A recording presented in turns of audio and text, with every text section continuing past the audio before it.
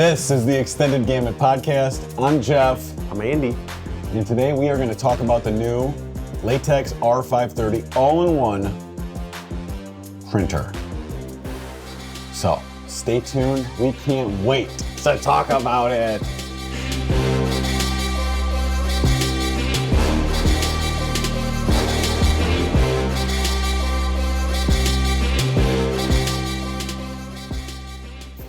All right, Andy, I'm excited. We got the new HP Latex R530. Units are shipping. This was announced. There's been a trade show, the ISA trade show. People are excited. I mean, people are excited, and this is a cool printer. We've done a couple videos on it, but we thought we'd just do a little bit of a deep dive into, all right, we have HP now has their site up.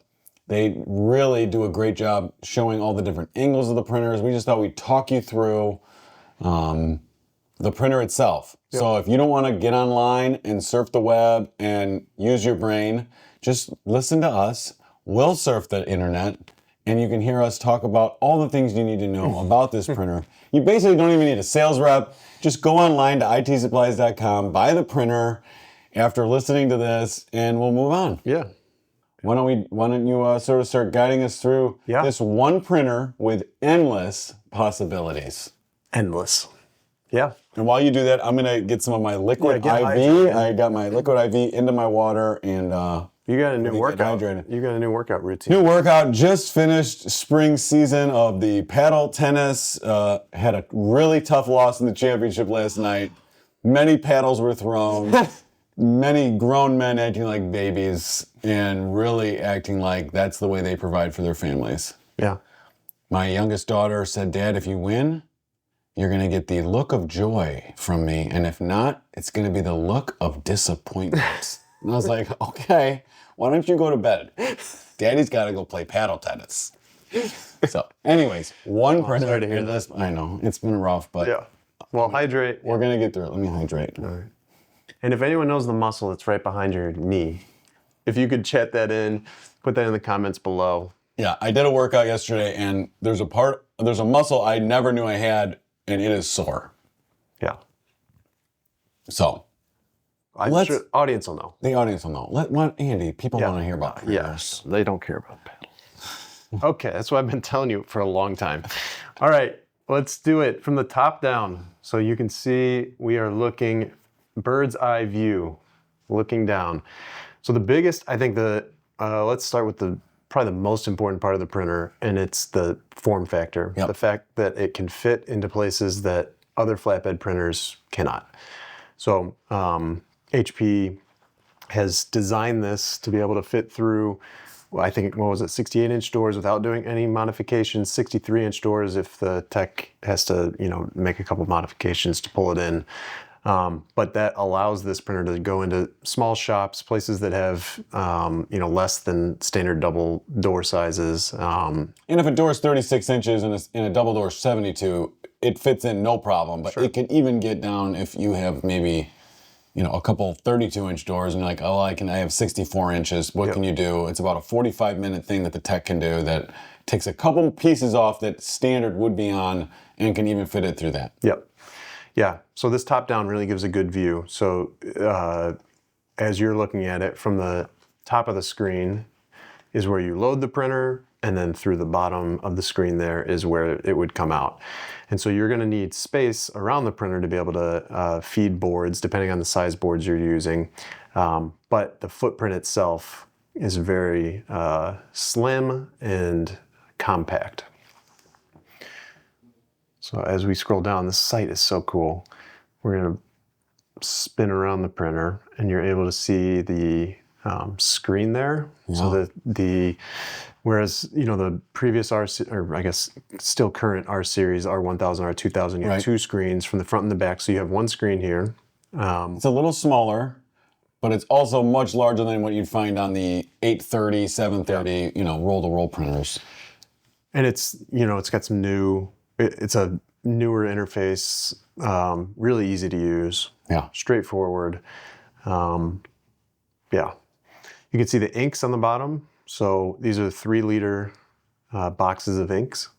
Uses the same ink set, Gen 4 ink set Yeah. that is on the R1000, R2000, the 700, 800, 730, 830. Yeah. It's 9 ink channels. Yep. And you're going to have 6 colors. So that's CMYK, light cyan, light magenta. So that's 6. And then what do they do with the other 3? They're going to have the optimizer that goes down first. So that it's a liquid primer magnet to hold in place, and the ink drops as it waits to get to the curing unit. And then an overcoat channel, so giving you scratch resistance, allowing you to toggle on and off and modify how much of that scratch resistance you need, turning it off when you're going to laminate. Yep. And then, do we say white ink? And the final would be white ink, which, not just white, right? HP's most opaque white ink. Yeah, exactly. So you can see here underneath the screen, I'm going to zoom in. So underneath the screen, you see the extra box. So that's your white ink. And you see that it has 2 clips there. And so that's to recirculate the white within the box and then within the printer as well. So you're pulling ink in one hose and cycling it through the printer and back through the other. So making sure that that white doesn't settle or sit, it allows you to keep the ink fresh, agitated, and ready to go. And they have that, offline, removable print head to really ensure no waste. Because really, there's a lot of applications and a lot of people are going to use this, and they're not going to need white for a long time until that one special job comes in. So having the ability to throw it, I think it's in the bottom right of this. Yep, so it's hard to see, but it's next to that white container. Just to the right of it, yeah. Is the rotation chamber. So you would remove your white ink print heads and you pop them in there, and when you're not using it, they're capped on the printer. So you're not having any white ink waste of any kind. There's nowhere for the white ink to go. So it's capped, and those 2 print heads are put into that chamber, and they're slowly rotated so that the ink again doesn't settle and cause clogging. So they're going to rotate in there until you need them the next time, and you pull them out and pop them into the printer, and you prime the lines, and you're ready to go. That offline little dial in there that you know what it reminds me of? I would love to hear. Go to your house, you have your washer, and they say you're supposed to do this maintenance on your washer no more than every 6 months. I mean, no less than every 6 months. And you think you could wash your washer out, wash the rings out, and sometimes I want it to smell fresh. In the bottom left of your washer, there's like a little door. You open it, and there's something that looks just like that. Get a bucket out, you open it up, there's all this dirty water sitting in a reservoir. Pours out into a bucket, and you clean it out. It's this unknown thing, and then once you know it, you think all these years I haven't been doing this, and it's a little disgusting. So I've never done this maintenance. I want you to go home this weekend. Okay. Maybe, FaceTime me in. We'll do it together. It'll be great. Anyways, that's just a free tip, because I know everyone listening probably has a washer, and maybe you haven't been doing your maintenance on it. So It's good. free tip. Yeah. Sponsored by LG. All right, back to the printer. Yep, back to the printer. Please. All right, so what else should we talk about here? We could talk about what about that front curing unit? So you can see how it has a belt-driven system. Yeah, So this here. which is very reminiscent of the R1000, R2000, right? Yep. This is not a gantry flatbed where you're placing and using tape or vacuums. This does use vacuums, but this is a system where it is moving either the roll media or the rigid media through. Yep. So it's a belt, perforated belt, right, with zoned vacuums. So depending on how much of the width of the printer you're using, it's going to target your vacuum to be able to hold down the media in the place that you're printing. It does all that automatically. Yeah. So you would load from the back and unload in the front. By the time your print is coming out the front of that dryer, it's cured. So it's totally cured. Instant lamination, instant dry, ready to go. Yeah. Why don't we keep scrolling? I think it gives maybe a different, keep going through the view here. Yeah, we talked about this. So the ability to switch between the two, between rigid and flexible, is huge. Right? There's a button on the back, and you push it. And I'm telling you, under 2 minutes, you're switching between a rigid printer and a roll-to-roll printer. It's wild. It's not like, oh, we can do this, and now you got to give it 17 minutes. It is. Yep. I actually was doing some prints 2 days ago, and it was in roll-to-roll mode, and we were going to print rigid, and just doing it again, you're like, that's pretty wild. And it actually, the bed itself, like, raises, lowers, and you know, like, all right, it's getting into mode. It's getting into position. Yeah. Yeah, and it's very different from what we see from other flatbed printers where they might have an afterthought bolt-on roll unit that you could use, kind of janky. This is built to be able to, it can be your roll-to-roll printer in your sign shop. If you wanted to have one printer that can do it all, this can do all of the jobs that you would come through the door, it can do on its own. Now, the R1000, R2000 had the ability to do roll-to-roll. Yeah. So, I mean... Totally. The price point, though, yeah, it was prohibitive to a small sign shop to be able to afford. And then footprint, you know, with a huge footprint, you're targeting people who that's not their only printer. They would have a roll-to-roll printer as well. And maybe people will do that with this as well. I'm sure they will. So I wonder the changeover time. It'd be an interesting video we could do. Like a NASCAR. But you're like pit stop. Yeah. But how long it takes to go from roll-to-roll to rigid on an R1000, R2000, and is it actually faster here? Or has it always been 2 minutes and we just never really thought about that? Yeah. All right. So as we continue to scroll here. This is your curing unit here in the front, right? So this is where it's convection heat that's used to evaporate off the water carrier of the ink and provide that instant, you know, the when it comes out, it's fully cured. Yeah. Okay. That's your status beacon. Updated beacon. You know, it's like pants. It went from baggy pants, pleated pants, tight pants, super tight pants, the paint your pants on, tight around the ankles, baggy around the ankles. I mean, we're going back. In a couple years, it's going to be Dockers. Khaki, pleated Dockers, baggy through and through. And that's what we're going to show up to a professional business meeting in, Andy. And I know it sounds wild, but what goes around comes around. Yeah. So with this status beacon, it used to be circular. Now it's not circular. What do we got here? So we're showing it in roll mode now. So you use the same path, right? So you're still using the belt to advance it, but it's a roll. So from the back, you load from the back. So that is one difference between this and, let's say, a 730 or 830, where everything's loaded from the front. With this printer, if you're going to use it in roll mode, you will be going to the back of the printer, and you'll load a roll of media. It's going to pass up through the printer, over the belt, and then take up on the front of the printer. You're awfully quiet over there. Are you thinking about whether you're going to have a job still with this? No, I was thinking it says golf. I've been thinking about golf. Is that golf? It looks like golf. I think it's soul. Sail. It's sail. But I'm thinking about golf for sure.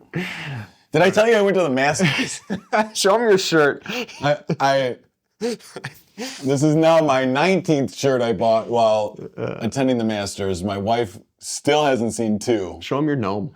Oh, and I have a collection of gnomes now. I have one for sale, the official gnome, if anyone's interested. But this is a mini gnome, and he has joined the podcast room, and he is so excited to be here.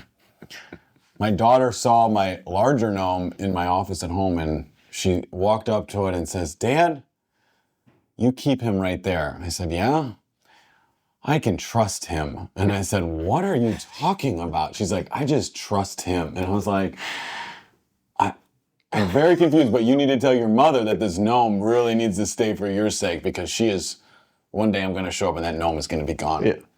And then I'm going to be gone, Andy. Yeah. I'm moving in to your house. I'm gonna make sure your washers stay clean. Oh, I'm gonna good, bring yeah. you some new Dockers. I'm going to save that maintenance for you. It's gonna be great. All right, back to the printer again.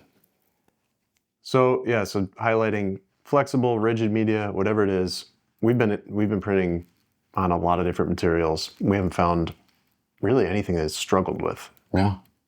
that I know of. We're not doing anything crazy.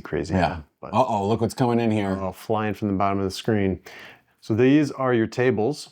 So you're going to have 2 tables. Here they come. And so these tables come standard. So when we say a printer under 100,000, this is the setup. So you're getting everything that's here. But I do think as you continue to scroll, it might start showing. Yeah. There's these additional, which are just the extension tables. Yeah. So this setup right here is great if you're doing, let's say, up to 5 feet in length of board, right? So you can do 5 feet wide, but when you get to doing 5 feet long as well, so 5 by 5, something like that, anything beyond that, you're gonna need to support the weight of that trail end of your media. And so you can do that, with a solution that is, your own kind of. Yeah, this is where it gets wild in the chat. Yeah. Because this next option comes in at what the market feels is not a reasonable price.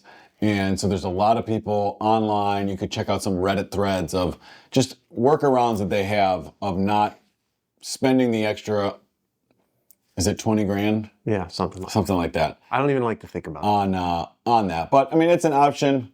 Yep. And some people are going to do it, but it's probably going to be few.